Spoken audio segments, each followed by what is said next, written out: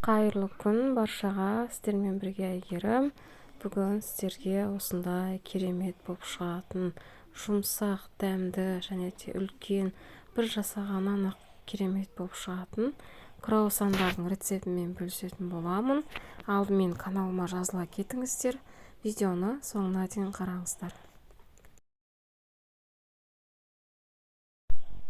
Ең алдымен жылы сүтімізді, жылы суымызды, қант тұзымызды қосып, араластырып, және де ашытқымызды салып, үстіне жауып 15 минутқа қалдырамыз. Себебі біздің дрожжымыз көпіршіп шығуы керек.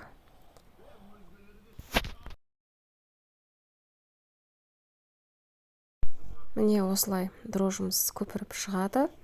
Енді барлығын араластырып, бір жұмыртқамызды, 2 ас қасық сұйық майымызды қосып, жұмсақ қамыр илейтін боламыз. Ұнымызды міндетті түрде иліктен өткіземіз. Себебі бұл өте маңызды. Круассандарымыз көтеріліп керемет болып шығу үшін міндетті түрде өткізіп, осылай жұмсақ етіп қамырды илеп аламыз. Енді осыны бетін жауып, қамырымыздың кемінде 1 сағатқа қалдырып, қамырымыздың көтерілгенін күтетін боламыз.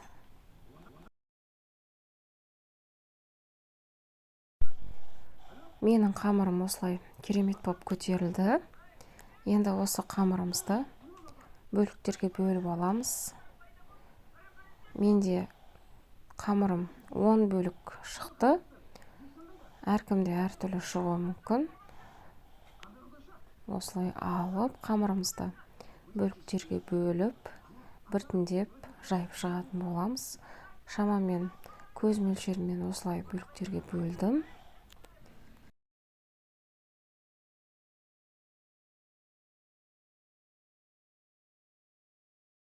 Осылай бөліктерге бөліп, үстіне жауып, біртіндеп жаятын боламыз.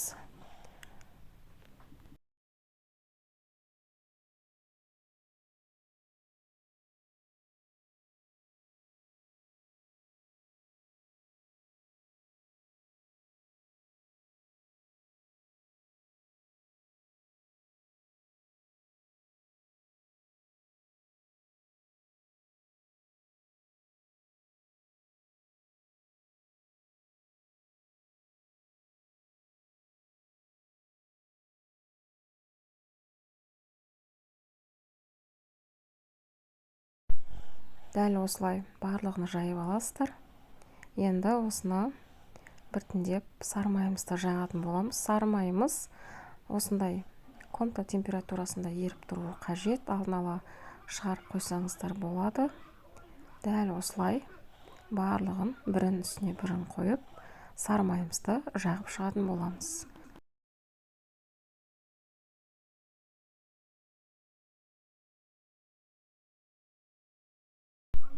Міне осылай екіншісін осылай қоясыздар. Видеодағыдай тағы да жағамыз. Дәл осылай қайталай бересіздер.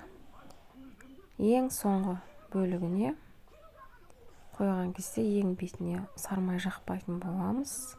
Қазір видеода көрсететін боламын.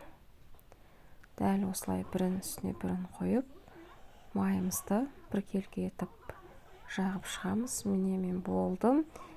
Ең соңғысын бетіне қойып, біркелкі етіп жайып шығатын боламыз үстінен.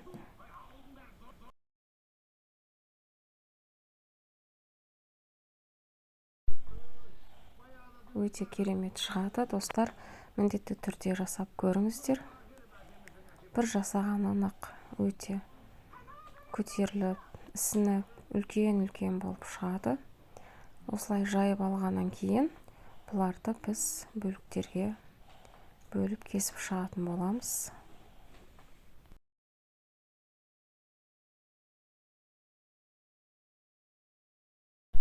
Шамамен осылай жұқалықта жайып аласыздар. 1 сантиметрдей етіп, және де осы видеодағыдай кесіп аламыз.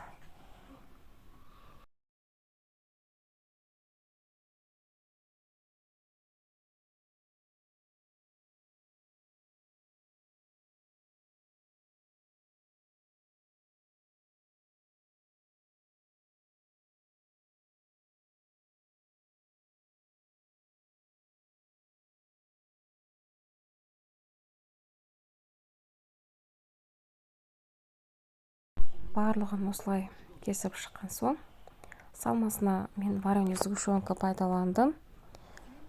Басқа нәрсе пайдалансаңыздар да болады. Джем болсын, немесе мүлдем салмасаңыздар да өте керемет шығады. Міне осылай орап шығасыздар. Барлығын орап болғаннан кейін бетін жауып, тағы да 15 минутқа қалдыратын боламыз. Бұл да өте маңызды, себебі біздің круассандарымыз керемет шығу үшін осы техниканы пайдаланасыздар.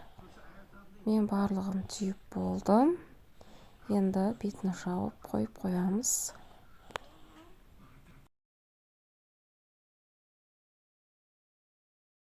Міне тағы да көтерілді біздің круассандар. Бетіне жұмыртқаның сарысын жағып, алдын ала қыздырып қоямыз. 180 градустағы пешімізге салып пісіріп аламыз. Бетіне күнжіт сепсеңіздер де болады, керемет шығады. Біздің круассандар пісті. Шамамен 20 минутта пісетін болады. Міне керемет жұмсақ, үлкен болып, өте керемет болып шықты. Міндетті түрде жасап көріңіздер. Сіздермен болған Әйгерім. Қош сау болыңыздар.